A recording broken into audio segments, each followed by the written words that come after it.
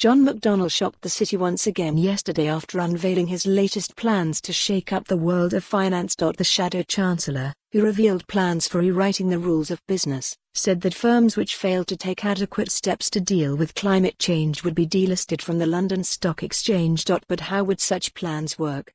And how would they affect the city? Read more. HSBC investment banking boss to lose role in shake-upJames Rowe, an equity capital markets partner at Allen Overy, answers these questions. How would it work?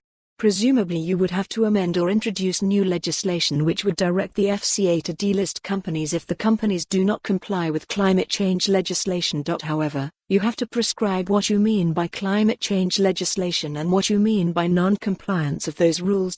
Presumably there would be a process allowing them, listed firms, to apply rather than delisting them. Investors could continue to hold shares, but they would have a less liquid asset and therefore the value of that asset would presumably be impacted. If a company ceases to be traded on liquid market, it is illiquid and therefore investors may not be able to exit their shareholding. The company would also cease to have access to the market, which would impact on its relationship with investors and might have reputational consequences or impact its credit rating. Read more. Governance overhaul needed to restore trust in businessBiggest. Impact. The bigger impact is on the competitiveness of London as a listing venue. In a post-Brexit world, the UK is seeking to maintain credentials as a global financial centre.